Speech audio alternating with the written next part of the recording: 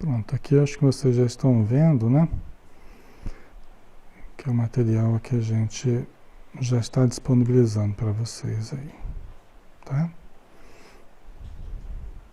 Né? Muito bem. Então vamos lá, pessoal. Nós estamos no capítulo 10, tá? E falando sobre o ressentimento, tá? Nós começamos então no último áudio a falar sobre o ressentimento. Nós vamos continuar, então vamos terminar, se tudo der certo, vamos terminar hoje esse assunto, tá? O último que nós analisamos aqui foi esse aqui que eu tô com a bolinha aqui em cima, né? Que vocês devem estar vendo. A mente é a grande mantenedora das forças existenciais, né?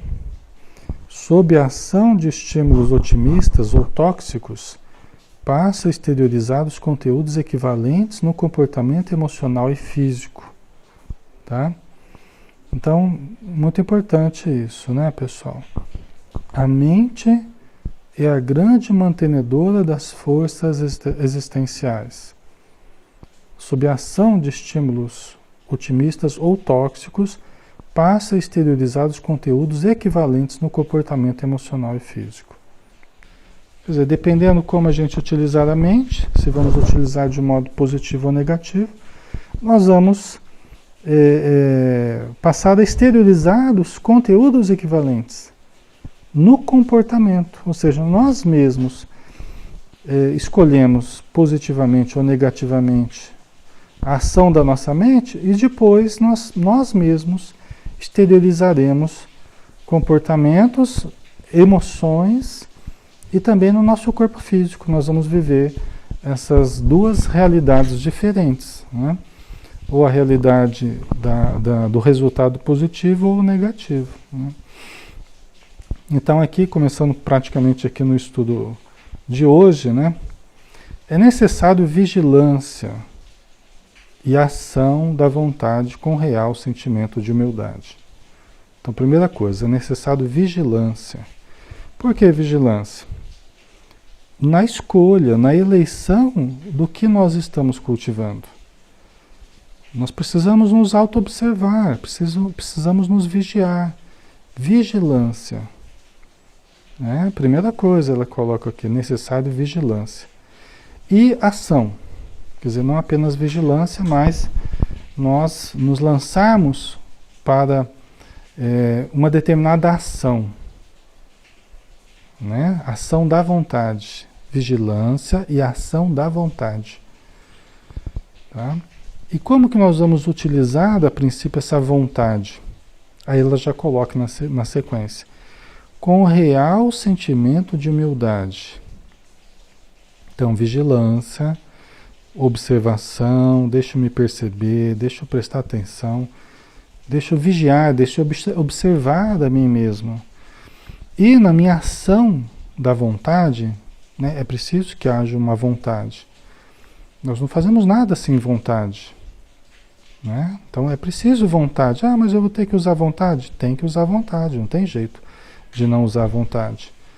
Se nós não mobilizarmos a nossa vontade, não fortalecermos a nossa vontade, nós não alcançamos a melhora que nós precisamos. Né?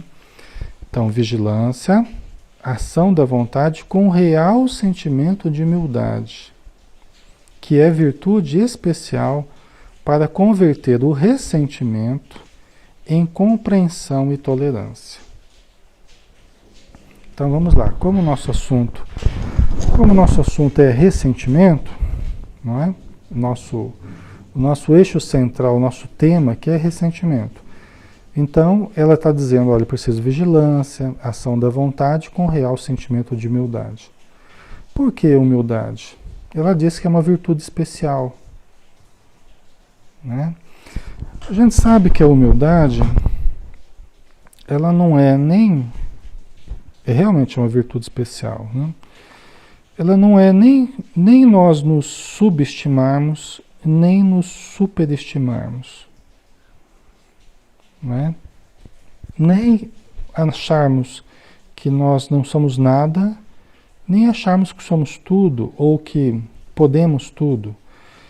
É a real observação do que somos num dado momento, nem mais nem menos.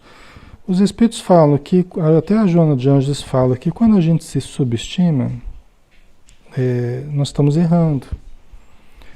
Né? Quando nós nos autodesprezamos, quando nós desprezamos a nós mesmos, nós estamos errando. Né? Quando nós nos superestimamos, nós estamos errando também. Então, a gente vai concluindo que é o equilíbrio, né? Na estima que nós fazemos de nós mesmos. Nem mais nem menos do que aquilo que a gente é. Tá? Então é preciso autoconhecimento. É preciso que nós nos conheçamos melhor e progressivamente. Né? Que nós conheçamos o que é possível dentro de nós. Com a presença divina dentro de nós, é preciso que nós conheçamos isso. Né? Com real sentimento de humildade. A humildade também é muito importante a gente analisar que é a percepção também das nossas fragilidades, também das nossas fraquezas. Né? Quem não conhece as suas fraquezas, quem não conhece onde é frágil, não vai saber se cuidar diante das fragilidades. Né? Então a gente perceber a possibilidade de certos erros, a possibilidade de certas fragilidades na nossa vida, faz com que a gente tome cuidado, né? Com algumas atitudes, cuidado no contato com algumas pessoas, com alguns ambientes. Né? Então, com real sentimento de humildade, que é virtude especial para converter o ressentimento em compreensão e tolerância. Agora, por quê? Por que é especial para converter o ressentimento em compreensão e tolerância? Né? Porque quando nós percebemos que nós também temos defeitos, que nós também erramos com relação aos outros, fica mais fácil nós percebemos por que o outro pode ter errado conosco. Então isso faz com que a gente adquira compreensão e a gente tolere o outro também. Porque se eu gero tolerância no outro, ou se eu requisito tolerância no outro, compreensão e tolerância na outra pessoa, por que o outro, eu sendo falho, por que o outro não vai precisar, por que eu não vou precisar ter compreensão e tolerância para com os outros também? Ou seja, eu produzo isso nos outros, eu requisito isso nos outros, por que eu não vou cultivar isso também dentro de mim? Né? Então eu preciso lembrar das minhas fragilidades. Porque normalmente a gente se fecha só no círculo estreito do que somos, né? De como estamos, a gente se fecha só nos nossos interesses e a gente não olha também os interesses do outro. Então a gente não se vê em perspectiva, né? A gente não se coloca no lugar do outro para analisar o nosso comportamento visto pelo outro. A gente fica preso ao nosso egocentrismo, né? E isso acaba dificultando bastante. Aí continuando, né?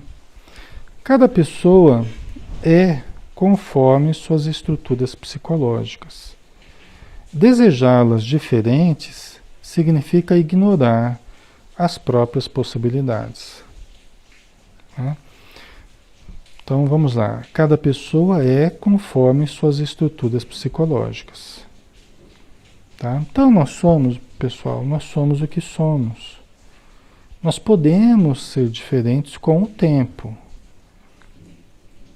Nós podemos ser diferentes com o tempo. Mas hoje, agora, eu sou o que eu sou. Eu tenho uma determinada estrutura psicológica. Ela está bem, ela está mal, ela está problemática ou não, é a minha estrutura psicológica. né? Então, no momento, não quer dizer que eu vou me acomodar a isso, não quer dizer que eu não possa melhorar, não. Mas eu preciso entender como eu sou, como eu estou no momento, tá? Aí ela continua dizendo aqui, desejá-las diferentes significa ignorar as próprias possibilidades, tá? Vamos pensar assim, desejá-las diferentes aqui pode dar uma dupla interpretação, né? Alexandre, mas a gente não deve desejar então mudar? A gente não deve desejar ser diferente? Sim, sim. Nós devemos desejar sermos diferentes do que temos sido, não é? Senão, como é que seria a reforma interior? Como é que seria o autoconhecimento, a melhoria, não é? Tudo isso cairia por terra. Então nós devemos desejar mudar as nossas estruturas psicológicas, né? Mas aqui ela está dizendo a respeito de nós nos entendermos como somos, nos aceitarmos como somos. Nós não podemos desejar que isso aconteça de uma hora para outra. Eu queria ser diferente, eu queria ser melhor, eu não estou sendo.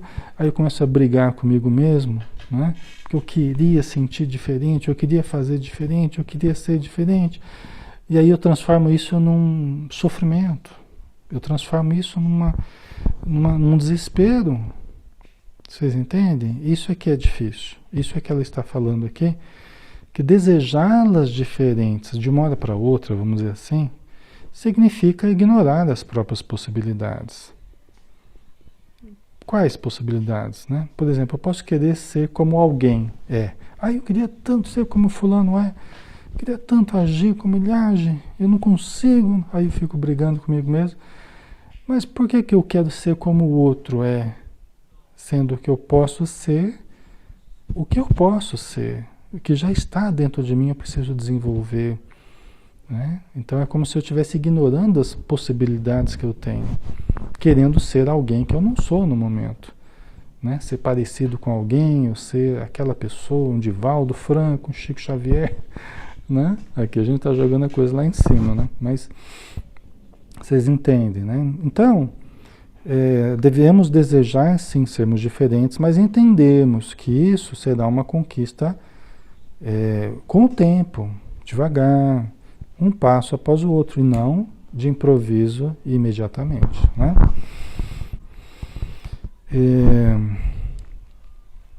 Todos os indivíduos se enganam,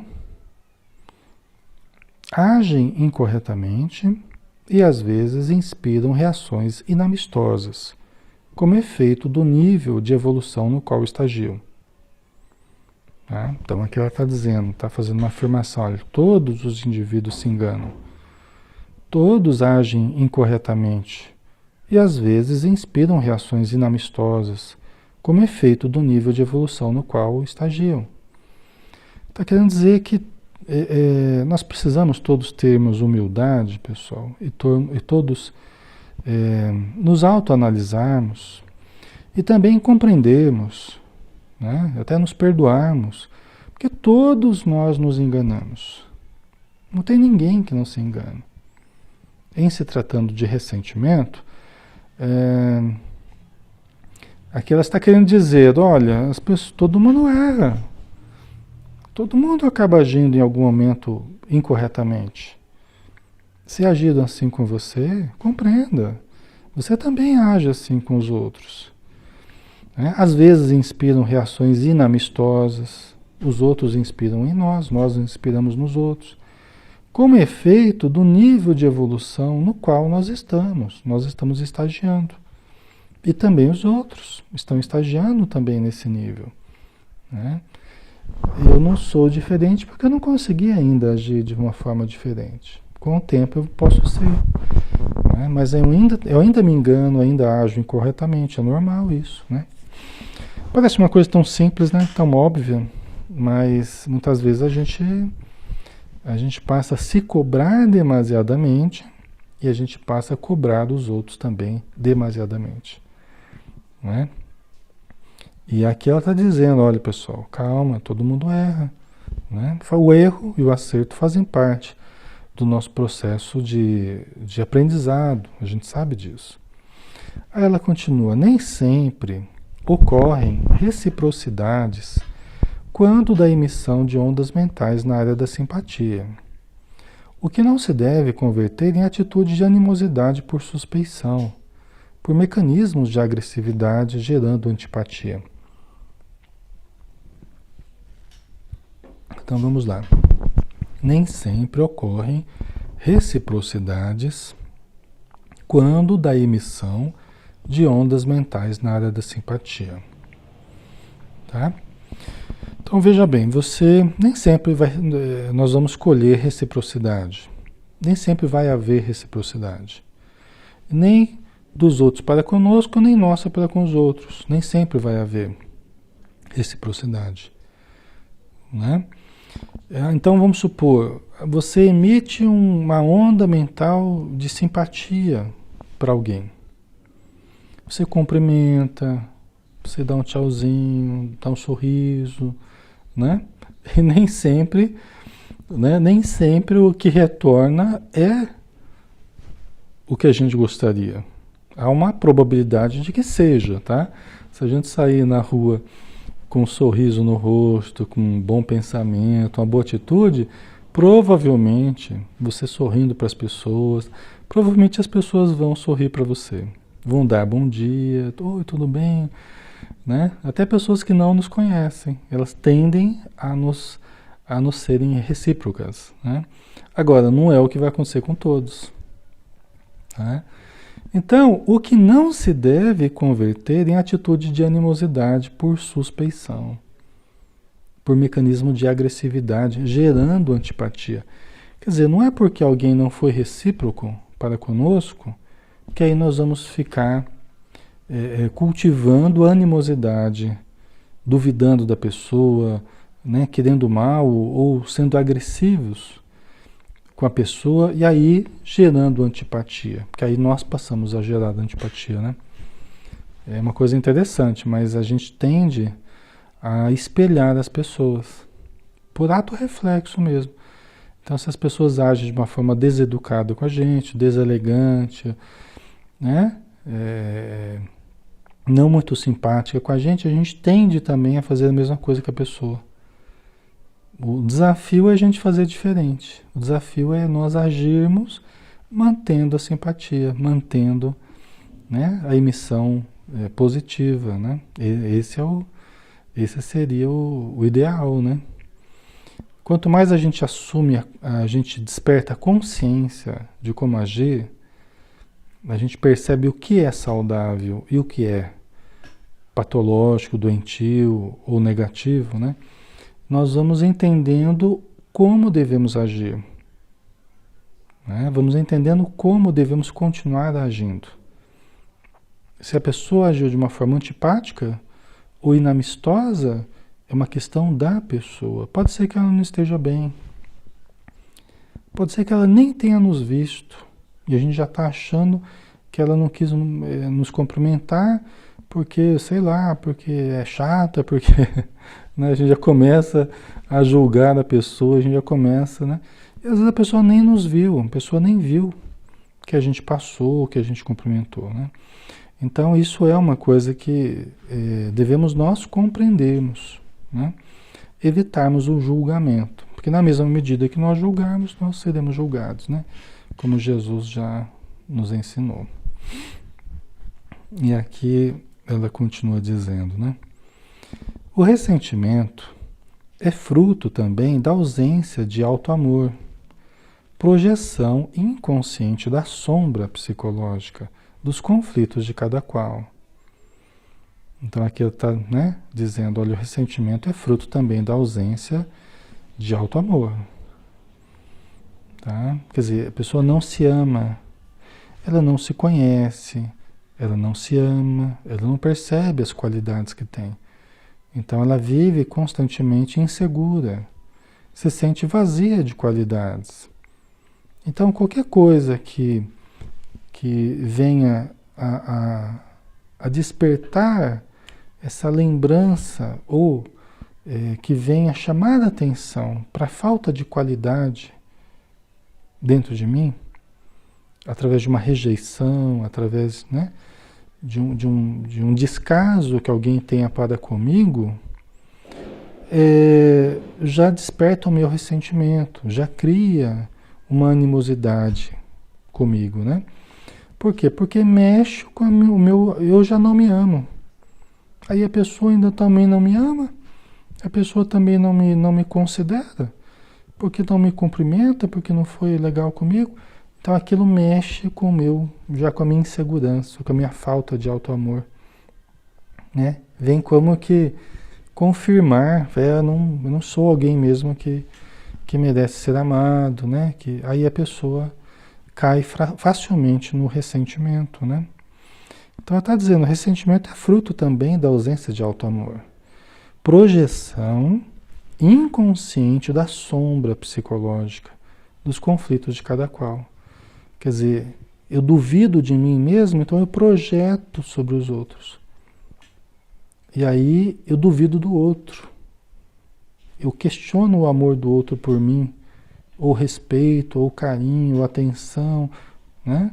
E aí facilmente eu acho que eu estou sendo desconsiderado, que eu estou sendo abandonado, que eu estou sendo, né, traído. E aí, né, eu estou projetando a sombra psicológica, eu estou projetando os meus conflitos, né? Os conflitos que estão dentro de mim e que eu deveria tratá-los, ao invés de ficar projetando sobre as outras pessoas, né? À medida que se desenvolve os sentimentos de segurança pessoal, aí, né? Aí é o contrário, né? À medida que se desenvolve os sentimentos de segurança pessoal, ou seja, eu vou adquirindo uma segurança diante da vida, de harmonia interior, de autoestima, desaparece o ressentimento, por não encontrar apoio nos alicerces do subconsciente do ser. Por quê, pessoal? Porque o autodesconhecimento, a insegurança, né? Você não detectar as qualidades que você tem, tudo isso é alimento para o ressentimento. Tudo isso é alimento. Por quê? Porque tudo isso vai levar à vitimização e vai levar ao ressentimento. Como é que eu fico ressentido? A gente já conversou sobre isso. Quando que eu fico ressentido? É quando eu acho que alguém me fez algum mal, né? E que eu não vou conseguir lidar com esse mal que foi feito. Porque esse mal é maior do que eu. Porque eu me sinto pequeno diante da vida. Me sinto sem condições de superar o mal. Então eu me escondo por detrás do ressentimento. Eu falo que a pessoa acabou com a minha vida, acabou com tudo, acabou... E aí o que eu faço? Eu fico projetando sobre a pessoa todo o mal que tenha ocorrido na minha existência, né? Abrindo mão da responsabilidade que eu tenho por mim mesmo, sobre tudo que me acontece. É lógico que a pessoa, todas as pessoas têm um impacto na nossa vida. Todas as pessoas têm um certo impacto na nossa vida, positivo ou negativo, né? Agora, pessoal, isso é muito importante. Depende muito como eu reajo àquilo que me é feito. Tem coisas graves, tem coisas menos graves? Tem. Mas depende muito de como eu reajo. Às vezes a gente vê pessoas diante de uma coisa gravíssima, a pessoa reage de uma forma admirável, né? Como o caso, eu já citei para vocês, às vezes a pessoa perdeu uma filha assassinada, estuprada. Tem gente que consegue ir lá na cadeia, sentar na frente do agressor e dizer, eu te perdoo, meu irmão. Você não sabia o que você estava fazendo, né? Tem até um projeto aí que é justamente baseado nisso, né? Tem um projeto que fala, que faz as pessoas vítimas, né, de certos criminosos, né, se aproximarem para conversar, né? Por quê? Para saber por que que ele fez isso e tal. Então acaba sendo uma oportunidade interessante para um e para outro, para ver um desabafo, uma expressão de sentimentos, para que não fique guardando ressentimento, ódio, porque isso mata, isso gera câncer, isso gera uma série de desequilíbrios no nosso sistema nervoso, no nosso comportamento. Então não é bom nem para um nem para outro, nem para a vítima e nem para o agressor. Então tem um projeto muito bonito, né, que faz justamente as pessoas se aproximarem para conversar. É lógico que nem todos têm condição de fazer isso, né? Mas é uma coisa que vai de encontro ao que a gente está falando aqui, né? Eu não posso simplesmente colocar a culpa de tudo o que aconteceu na minha vida em cima de alguém. Isso não seria justo também. Se alguém teve um impacto negativo na minha vida, ok. Mas também eu reagi de uma certa forma. Eu poderia ter reagido de várias outras formas. Mas eu escolhi, às vezes, a pior forma de agir. Não é? Então, muitas vezes, depois de que eu agi errado, eu fico colocando a responsabilidade na pessoa que me levou a agir errado. Mas espera aí, né? Onde é que está o meu livre-arbítrio? Né? Então, às vezes, a gente projeta sobre alguém a causa de tudo que nos ocorreu de errado, né? E aí nós precisamos, então, perceber que nós somos os autores da nossa vida. Até quando a gente vai projetar sobre os outros os nossos próprios comportamentos, né? Isso sem falar de que o que a gente sofre, logicamente, a gente já fez para os outros também. Então, Deus não permite que a gente sofra nessa vida sem que aquilo também tenha uma função dentro de nós, né? Então, também tem isso que eu tenho que observar. Aquilo que eu passei, que o outro me fez, tudo bem, eu entendo que foi a pessoa que errou para comigo, ok. Só que, na verdade, a pessoa acaba sendo um instrumento da vida para me fazer passar por algo que eu precisei passar. Eu posso já ter feito isso na existência anterior, mas isso às vezes eu não quero lembrar. Eu só quero me fixar no que alguém me fez, né? Então tem vários, é complexo o assunto, né, pessoal? Mas tem várias questões aí que permeiam esse assunto, né? Continuando então. Então nós não podemos dar esse alimento para o ressentimento, né? Por isso que melhorar a nossa segurança, agirmos de forma com mais segurança pessoal, né? Buscar a harmonia interior, buscar a autoestima, né? Fazem o ressentimento desaparecer. Por quê? Por falta de alimento. Porque o alimento do ressentimento são os nossos problemas de insegurança, de baixa autoestima, os conflitos que eu trago dentro de mim, tá? E não o outro propriamente, né? Quando alguém se encontra ressentido com a má sorte, com os insucessos profissionais, afetivos e sociais, deve adquirir consciência das imensas possibilidades que lhe estão ao alcance e recomeçar as experiências que não obtiveram êxito, desarmado do pessimismo como do sentimento de culpa. Tá? Então, quando alguém se encontra ressentido com a má sorte, como se existisse má sorte, né? A sorte ou o azar não existem. O que existem são fatores que estão agindo num certo momento, favoravelmente ou desfavoravelmente, como resultado das minhas próprias escolhas. Não é? São forças que estão agindo, cuja causa sou eu mesmo. Né? Eu sou a causa da minha vida. Não existe sorte ou azar.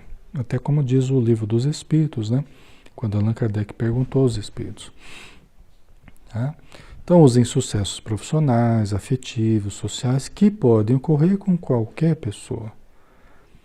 Tá? Mas quando se encontra ressentido com essas situações, a pessoa deve adquirir consciência das imensas possibilidades que lhe estão ao alcance Porque, como eu estava dizendo, pessoal, quando a gente fica ressentido, é porque a gente achou que foi prejudicado por alguém, né? A gente considerou que foi prejudicado, e podemos ter sido mesmo, aquela pessoa agiu errado conosco, temos razão, a pessoa agiu errado, né? Teve um erro. Só que eu deixo que a insegurança fale mais alto.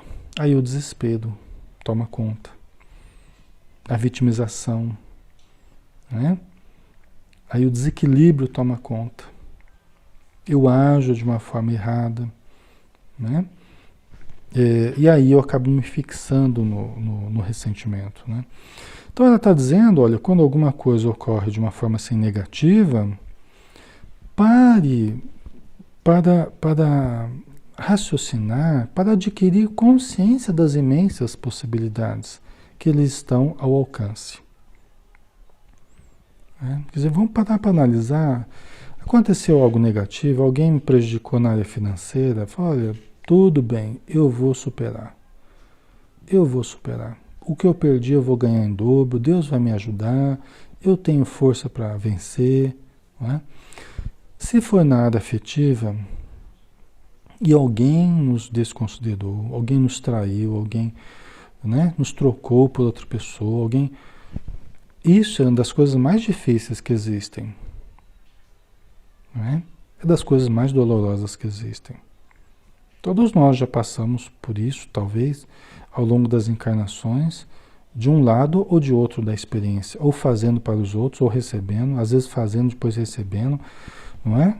Todos nós já passamos por isso. Agora, ainda assim, eu preciso me amar.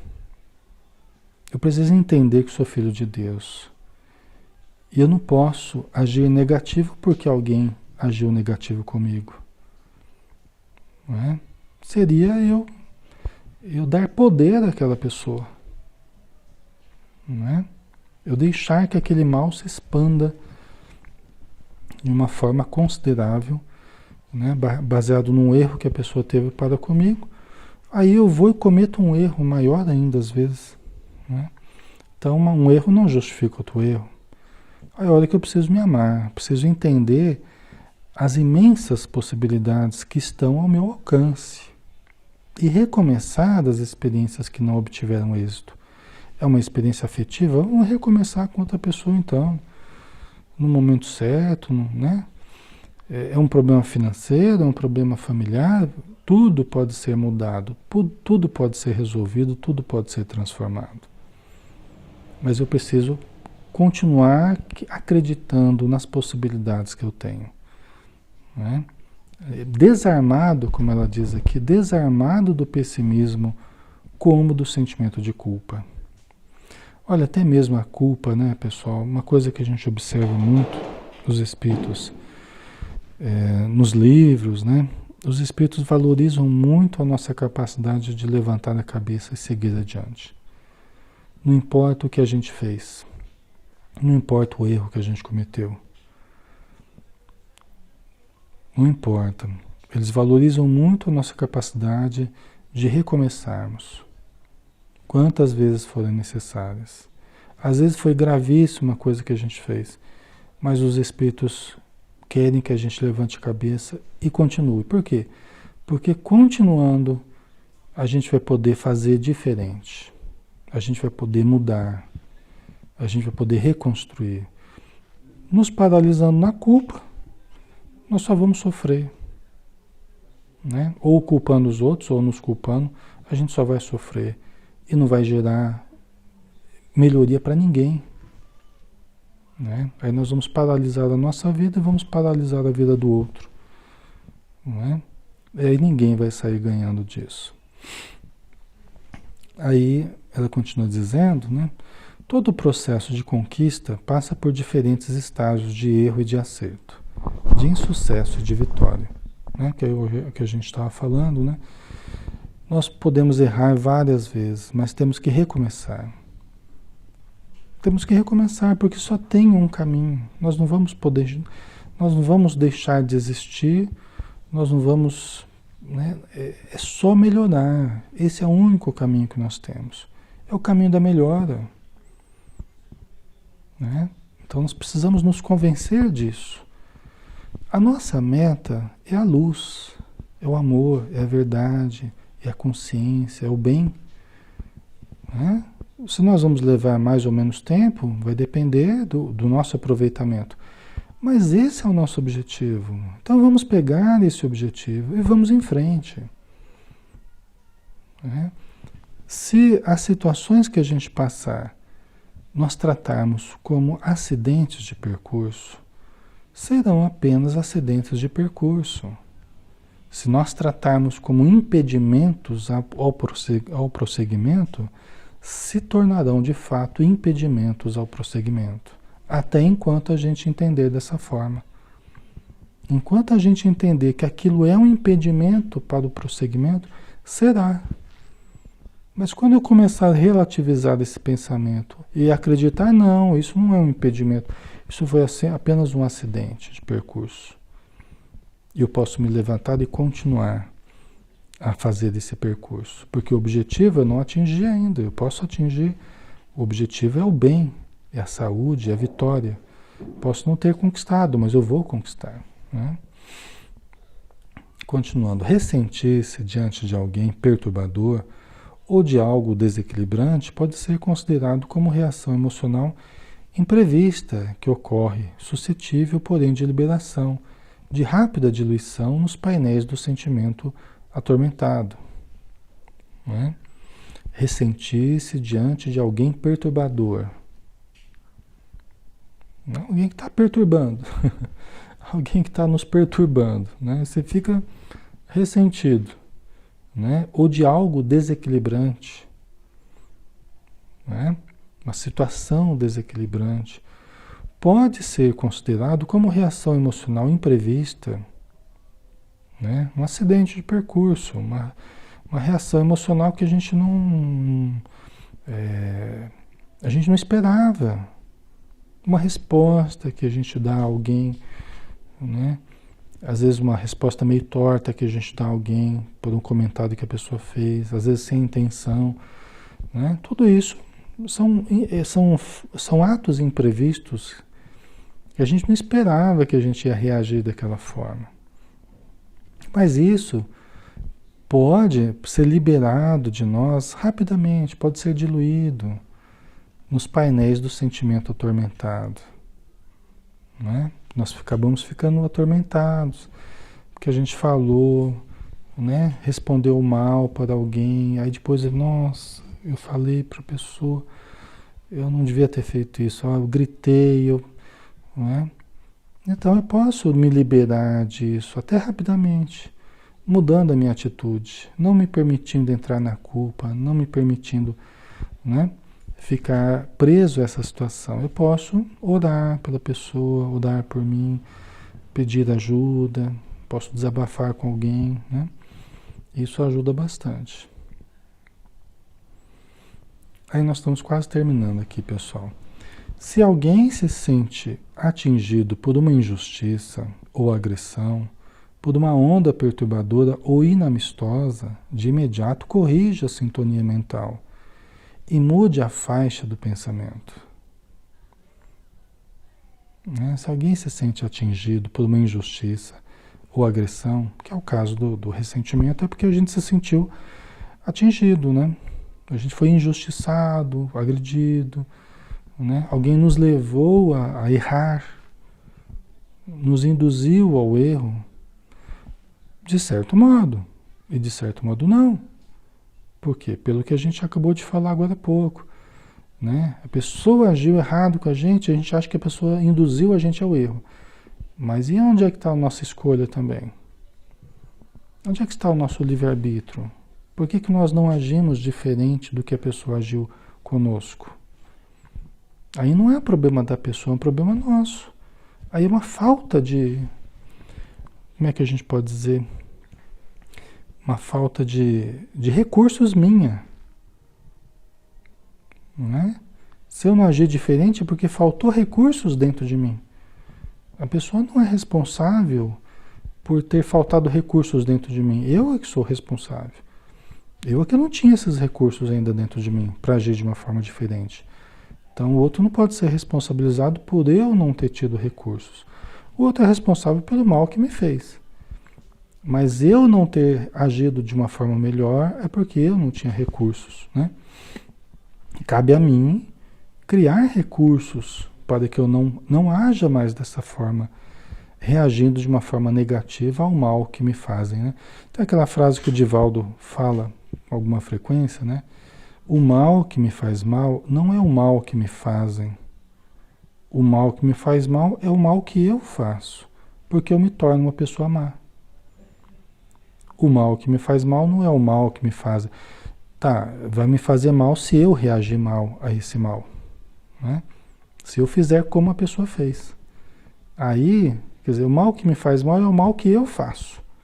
Se eu entrar na sintonia da pessoa, né? Por isso que ela diz, olha, se você achou que foi injustiçado, agredido por uma onda perturbadora, inamistosa, de imediato corrija a sintonia mental. Mude a faixa do pensamento, saia dessa sintonia. Porque o mal pertence àquele que fez o mal. A pessoa me traiu, o problema é da pessoa. Ela traiu ela mesma.